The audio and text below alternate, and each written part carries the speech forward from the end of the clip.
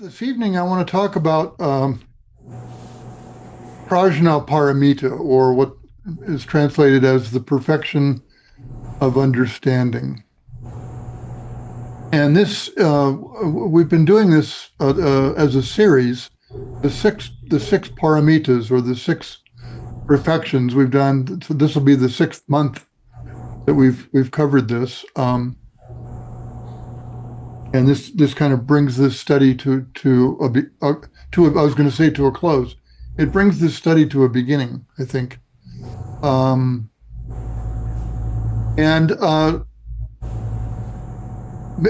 maybe it's just my taste or my way of thinking about some of these things, but I'm not really fond of esoterica. I like it when things are simple. I like it when things are plain speak, when I don't have to have a degree in Buddhist philosophy to understand. So my goal here is to make this as I've tried to do with the other five, to try to make this as accessible as possible.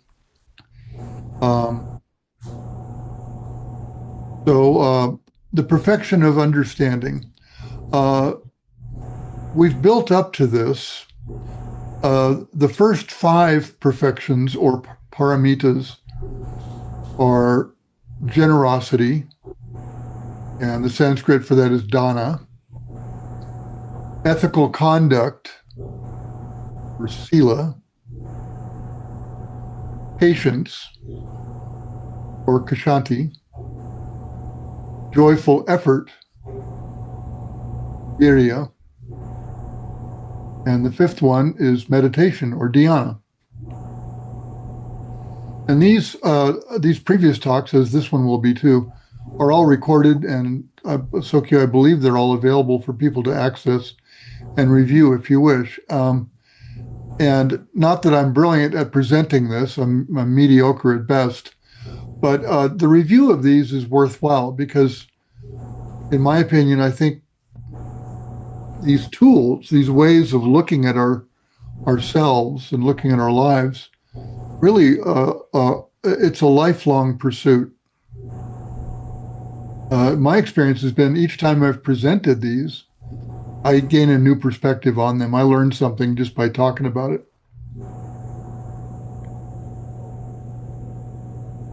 If you're, and I think we have kind of a mixed group tonight. If you're new to this, I really want to encourage folks to not be overwhelmed by it, or to feel like you're lacking something, or you need to hurry and catch up to learn this and memorize a lot of words and a lot of concepts and stuff really quickly. Most of us, who have any facility with these ideas, and they are ideas, have spent a lot of time with it.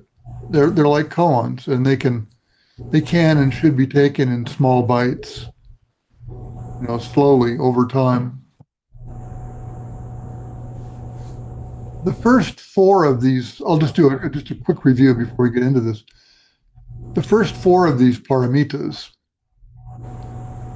generosity, patience, effort, ethics, they're more familiar aspects of how we conduct ourselves. They're really familiar to us as regular old human beings.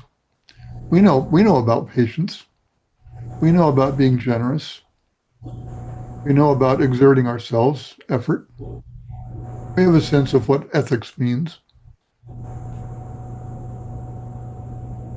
Norman Fisher, whose book I've taken some of this from, he said that he feels these first four paramitas, and his quote is, they are perfumed by or suffused with understanding,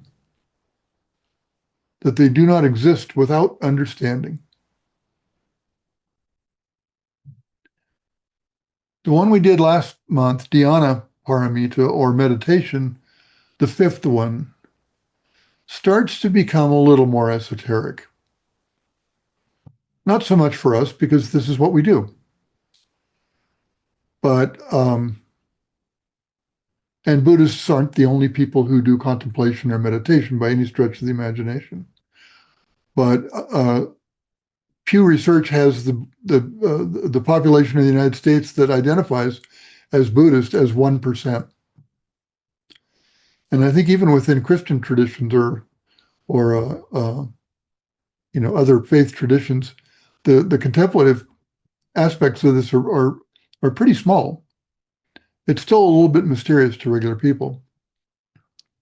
So it begins to get a little more esoteric and largely outside of the daily experience of many people, certainly of most non-native Westerners.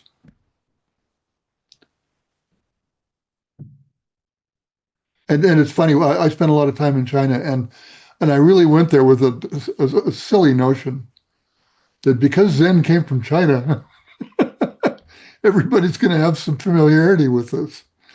And that bubble was burst pretty quick. I was at a very famous temple in Hangzhou, China, outside of Shanghai. And I was with a Chinese woman, a friend of mine, um, and it was just packed with Chinese people. I mean, elbow to elbow, shoulder to shoulder. And people had these enormous bundles of incense, and they were bowing and bowing and bowing and bowing. And I said, Angela, what is it? What are they doing when they're bowing? And she said, she spoke really good English, and she said, if I could use the expression, they're hedging their bets. So if things are going poorly, they're hoping they get better. If things are going well, they're hoping they stay that way. And they have kind of a belief that that's what they're doing there. So it was a Zen temple too, and I was taken aback, but it was charming for sure. I notice, and some of you have had this experience too. I notice that when we're talking and listening with our Lakota friends and elders who we work with in Zen Peacemakers, this way of being still is more familiar to them. And I don't want to make more out of that than there is, but I definitely noticed that.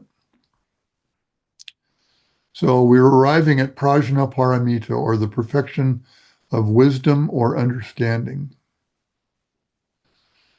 It's said that meditation, or dhyana, and understanding go hand in hand. Understanding or wisdom arises when meditation develops in all aspects of our lives. We had Nancy Mujo Baker Roshi as a guest, I don't know, last year, 2 years ago. I don't remember how long ago. And I had her as a guest at Zen Peacemakers too. I think we did both. At any rate, and she was talking about the Zen precepts, the Buddhist precepts, and she said something that really got my attention. She said, when we are sitting still in our zazen, when we're in that samadhi of our zazen, we are adhering to the precepts perfectly. And I think that's the case here too. I think when we are in our zazen, and this is why we are the Zen school, we are the meditation school. When we are deep in our zazen, we are manifesting these perfections perfectly. We're patient, we're exerting effort, we're generous, we're ethical,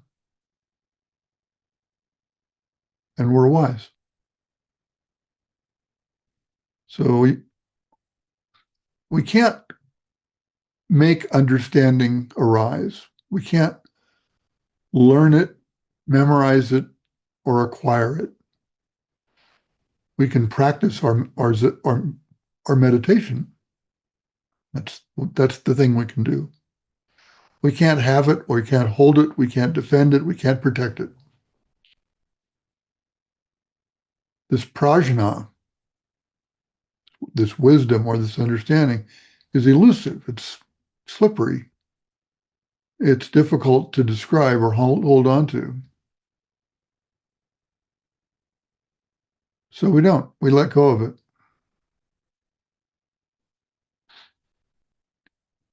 Words that describe it are usually, and I'm going to contradict myself here in a minute, usually they fall way short. They're empty and miss the mark. Nonetheless, we have the Heart Sutra. And the Heart Sutra boldly steps right up and endeavors to describe understanding or prajna in detail. The full name of the sutra is Maha Prajna Paramita Shingyo. Great Wisdom Perfection Heart Sutra.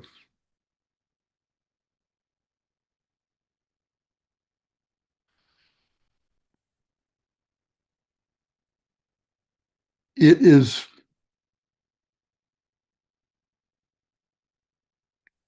as I read it, which I'm going to do, and I'll apologize before I do.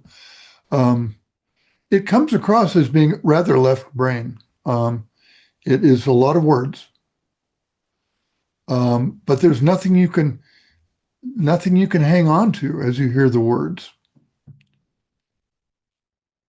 It describes in detail what emptiness or impermanence are, or rather, more, it describes what they're not.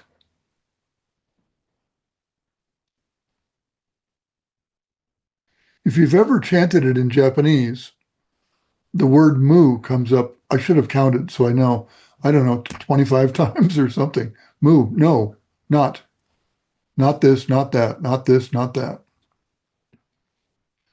So with your patience, because the Heart Sutra in Zen centers around the world, we chant every single day.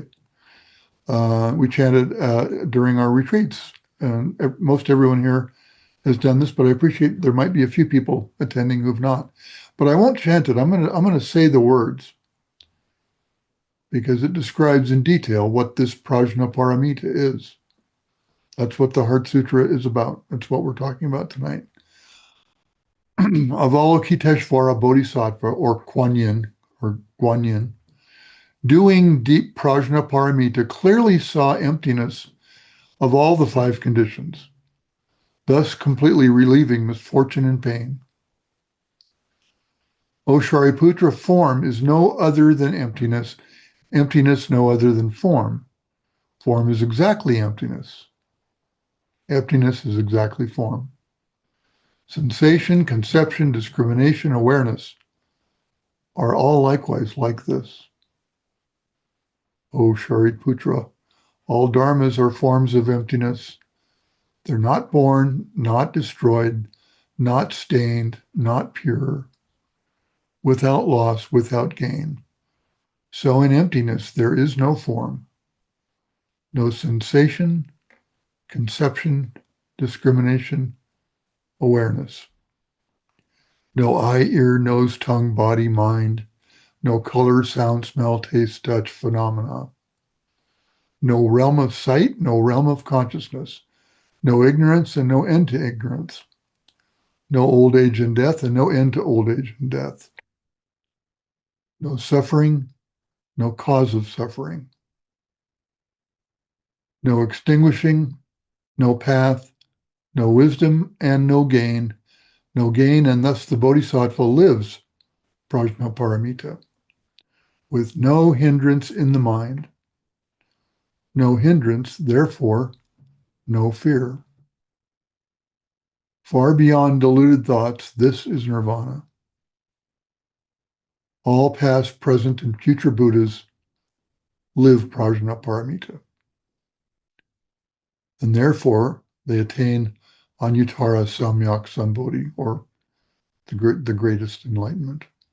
Therefore, know that Prajna Paramita is the great mantra, the vivid mantra, the best mantra, the unsurpassable mantra. It completely clears all pain. This is the truth, not a lie. So set forth the Prajna Paramita mantra, set forth this mantra and say, Gate Gate Paragate Parasamgate Bodhisvaha Prajna Heart Sutra.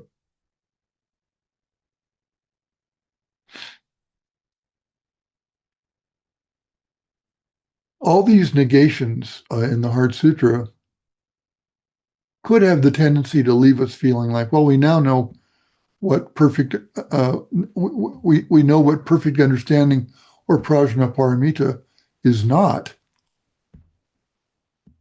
But what is it? And as you go through that list of not this, not that, you're left with nothing.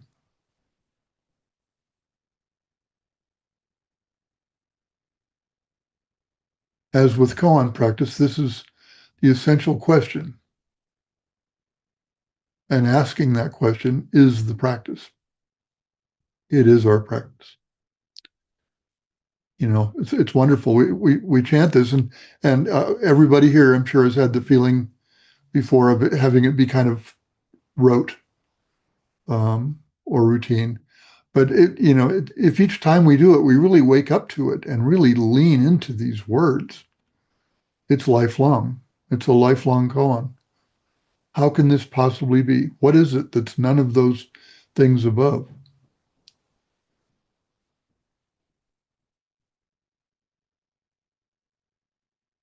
The impermanence or the emptiness in the Heart Sutra suggests that things, whether objects or people or animals or thoughts or feelings or ideas, appear to be full and substantial. But when we intimately confront them, they pop like a balloon.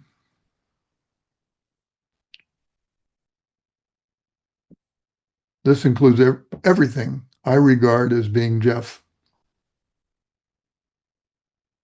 This can be a little disconcerting.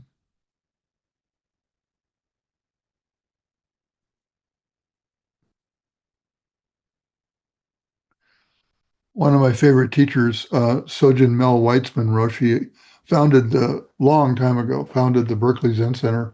He passed away fairly recently. But about this, he said,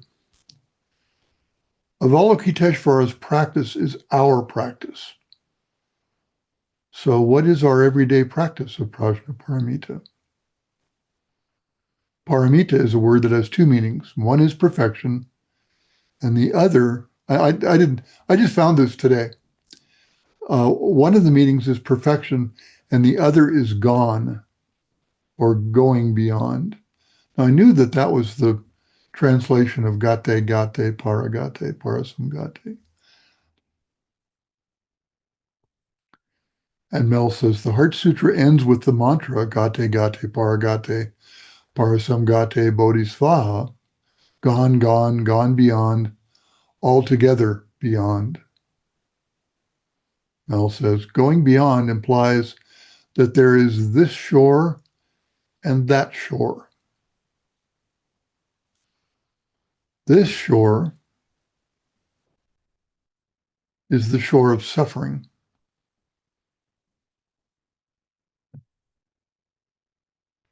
The other shore is the shore of release and liberation from suffering.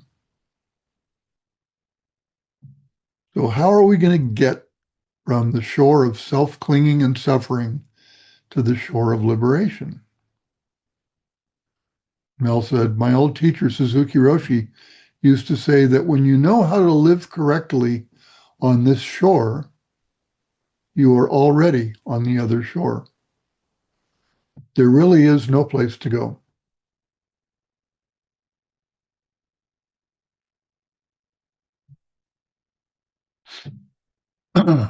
Norman Fisher, who was closely related to Sojin Mel, said, it must be the case that things arise and pass away at the same moment, that there can't be any duration of time where anything abides.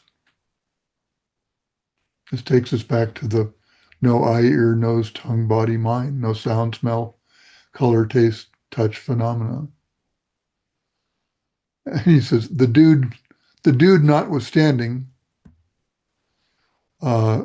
beings are empty of own being.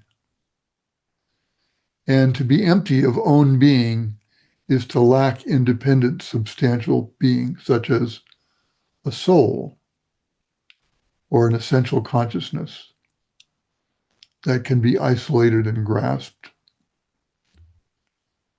Our mistaken notion of our own being, and he does that with a dash, own being, like a thing, meaning I think I'm separate, is what ties feeling sensation in a painful knot.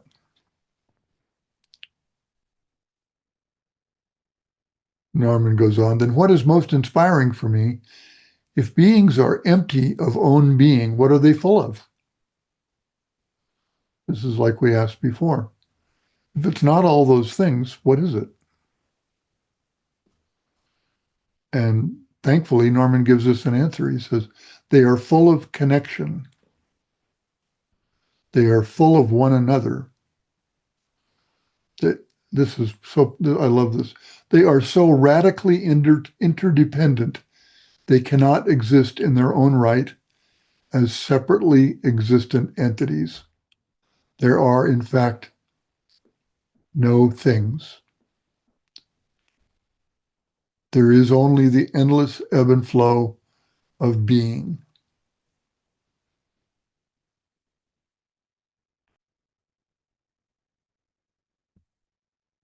I've said before, life is an infinitive.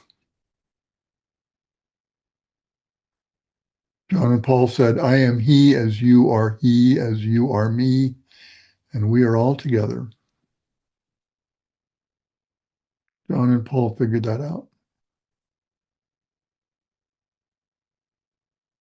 Practicing Prajna Paramita and embracing that emptiness and impermanence through our meditation, we have the opportunity to forget our small selves in exchange for everyone and everything else.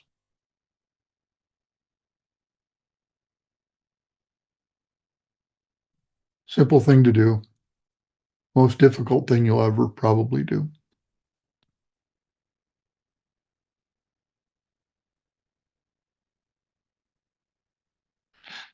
Norman goes on in his talk about Prajna Paramita to consider the nature of truth, not so much as a philosophical exercise, but as a practical challenge arising from seeing things arise and pass away in the same moment.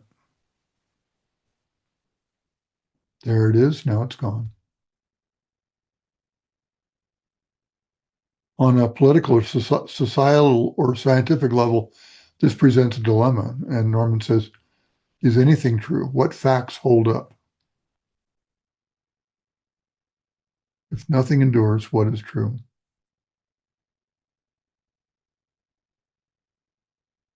The perfection of understanding, or this Prajna Paramita, doesn't claim an understanding of something, nor is it an oracle of the truth at the ready to resolve debates and direct behavior and validate positions. I'm just going to refer to the Prajna Paramita, and that'll solve this argument.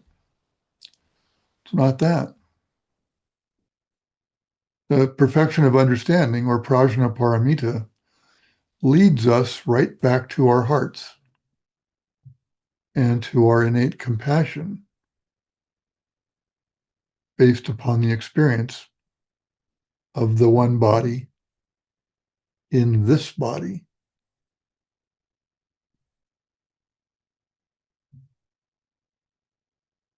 We may not always or ever have an all-encompassing view or perspective of everything that's going on. Most assuredly we don't. But we have a way to navigate our lives from our true nature.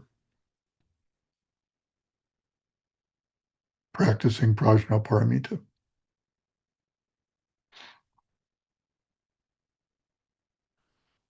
And then Norman does it again. He concludes this chapter on Prajna Paramita by saying, and don't be put off by this. Norman says, there is no way to practice the perfection of understanding. Thank you for that. I thought I was getting somewhere. And he puts an exclamation point on the sentence. And it feels like he yanked the rug out from beneath me. But then he follows up by saying, and there's no way not to practice it. If we are alive and awake and embodied in everything we do, then perfect understanding is right there.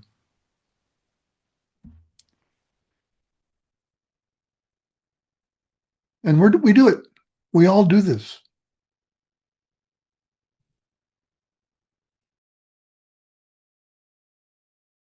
Steadily, diligently, getting together once a month, coming together on Monday nights, washing the car, and remembering that we're washing the car. With this question of what is it? Who's washing the car? What's happening here? Washing is happening. This will lead to the unfolding of Prajna Paramita.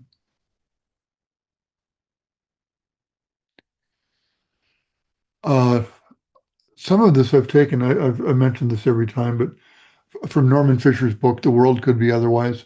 Many of you have read this, I know. If you haven't, I highly recommend it. It's one of the best Dharma books I've read in a long time. And if you're only going to read part of it, the 29 pages on Prajna Paramita are worth your time. So I hope that's usable, worthwhile. I invite and welcome all of us into this practice of Prajna Paramita. So thank you for listening.